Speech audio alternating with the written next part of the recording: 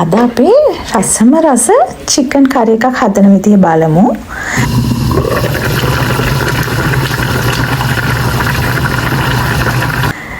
මම එකට ගත්තා කුකුල් මස් ග්‍රෑම් 750ක් විතර.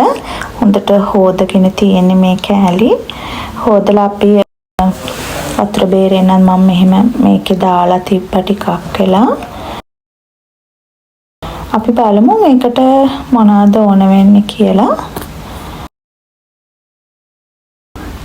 ලුණු ගෙඩියක භාගයක් විතර කපා ගන්න හීනිවට. ඊට පස්සේ සේර තියෙනවා නම් ගන්න. සේර දැම්මම ගොඩක් සුවඳක් එනවා මස් කරි එක. කරපිංචා රාම්පේ නම් මට නෑ. රාම්පේ දාගන්න.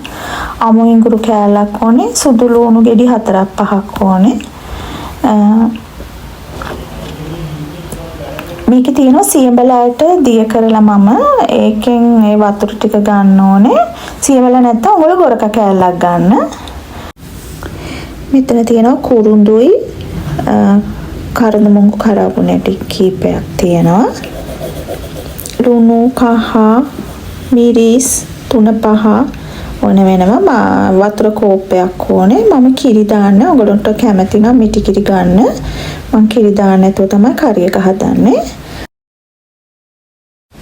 මේ තියෙන්නේ මිරිසුයි 3-5 කුඩුයි. අපි මේක භාජනයක මේ විදිහ එකක් අරගෙන පොඩක් අර බැදගමු. ඒ කියන්නේ අර මේ කබලේ බැද ගන්නවා කියන්නේ මිරිස් 3-5 විතරක් දාලා පොඩ්ඩක් පාට ඒ කියන්නේ රන්වන් පාට වෙනකම් පොඩ්ඩක් අපි මේ දෙක බැදගමු. බැදලා මස් එක ඉවුවම හරිම රසයි. මේ විදිහට මං හැඳි 3ක් දැම්මා. දෙකෙන්ම හොඳට මේ විදිහට පොඩක් එක තැන තියන්න නැතුව කලවම් කර කර පොඩක් බැද ගන්න. මේක ගොඩක් කර ගන්න එපා. කළු පාටට ඕන නම් ටිකක් වෙලා තියන්න.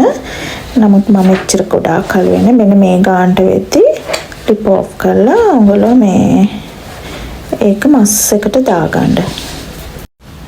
දැන් මේ ටික අපි මස් එකට දාලා මස් එක සීසන් කරගමු.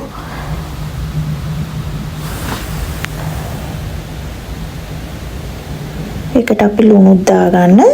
තේ හැඳි දෙකක් විතර උඟලන්ගේ රස අනුව ලුණු දාගන්න. දාලා හොඳට මේ දැන් මේ විදිහට කලවම් කරගන්න.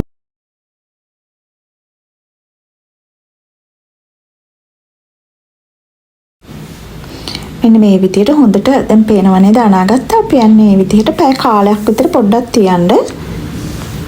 තියලා ඊළඟට අපි මේ අර මම ලෑස්ති කරගත්තු සුදු ලුණුයි අමු ඉඟුරු කෑල්ලයි දාලා හොඳට මේ අපි කොටා ගමු. ගලක නම් අඹර ගන්න නැත්නම් මේ වගේ පොඩි වංගෙඩියක හොඳට කොටා ගන්න. එතකොට අපිට අර මික්ස්චර් එක දාන්න පුළුවන් මස් එකට. ඒකින්ද මේකම හොඳට මේ දෙක දාලා කොටා ගන්න. ඊට පස්සේ ඒකට මේ කරඳ මුංගු කරාඹු නැටි දාලා ඒ ටිකත් එක්කම කොටා ගන්න ඕගොල්ලෝ. පේස්ට් එකක් වගේ හැදෙන විදිහට. ඊට පස්සේ අපි ලොකු භාජනයක් ලිපේ තියලා ඒකට පොල් තෙල් ටිකක් දාගන්න. තෙල් දාපේගෙනකොට අපි හදාගත්තා. තාලේ එකට අපි අර කොටාගත්තු පේස්ට් එක දාගන්න. තෙල් හොඳට ටිකක් නටනකොට අපි ඒ ටික දාලා ලුණු දාගන්න. සේර කරපිංචා රාම්පේ තියෙනවා නම් එහෙම ඒ ටික ඔක්කොම දාලා අපි ටෙම්පරාදු කරගමු. හොඳට ලුණු රන්වන් පාට වෙනකන් ටෙම්පරාදු කරගෙන අර අපි සීසන් කරපු මස් ටික දැන් දාගන්න. දාලා හොඳට කලවම් කරගන්න. මසුයි ලුණුයි මේ ඔක්කොම කලවම් වෙන විදිහට හොඳට ඉස්සෙල්ලා මස් ටික තෙලේ කලවම් කරගන්න. හරිම සුවඳයි. තෙල් මේ වෙලාවට අපි ලුණු ටෙම්පරාදු කරානේ. දැන් ඊළඟට අපි අර සියඹල මම කිව්වේ වතුරේ දාලා පොඩක් දිය කරා කියලා ඒ වතුර ටිකක් මේ වෙලාවට දාගන්න. මස් එකට දාගන්න. ඊට නැවතත් පොඩක් මික්ස් කරගන්න.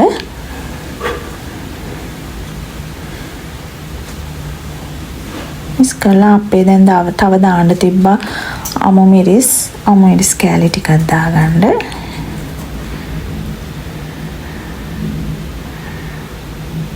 දාලා කහ කුඩු ටිකකුත් දාගන්න. කහ තේ හැන්දක් වගේ දාලා හොඳට ආයෙ කලවම් කරගන්න.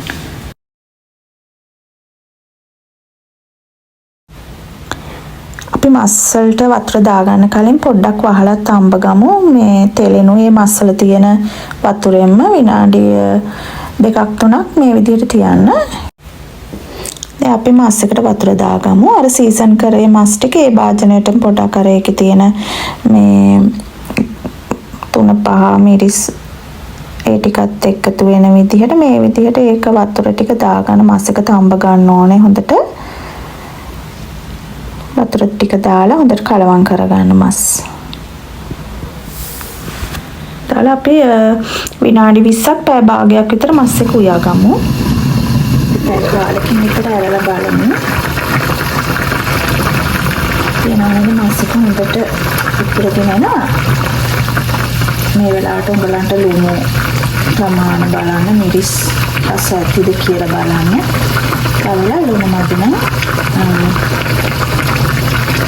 ලුණු දාගන්න පුළුවන්. අගේකට මම ලුණු මිරිස් එක්කම ග්‍රේවි ගොඩක් වුණා නම් මේ දාන්නට ඕනනම් වගේ උඹලට කිරි ටිකක් තවන ඇඩ් කරගන්න පුළුවන්. මම කිරි දාන්නේ නැතුව මේ හදන හැටි උඹලට පෙන්නන වතුරෙන්ම හරිම රසයි. අපි තව චුට්ටක් මේක හැම්බෙන්න තියෙනවා. දැන් පැය භාගයකට පස්සේ මස් එකේ හොඳට තෙල් පෑදිලා මස් ඉදිලා තියෙන්නේ හොඳට. හරිම සුවඳයි රසයි. මම මේකේ කරි එක හැදුවේ ඉඳිආප්ප කන්න. දැන් අපි ලිප් ඔෆ් කරගමු. රස මස් කරි එකක් තියෙන. ඔයගොල්ලොත් හදලා බලන්න මේ විදිහට. තෙල් පෑදිලා තියෙනවා. කිරි දාන්නෙත් නැතුව ඔයගොල්ලොත් හදලා බලන්න. අලුත් රෙසිපි එකක් අරගෙන මම ආපහු එන්නම්. එතකන් ඔයගොල්ලෝ හැමෝටම සුබ දවසක්.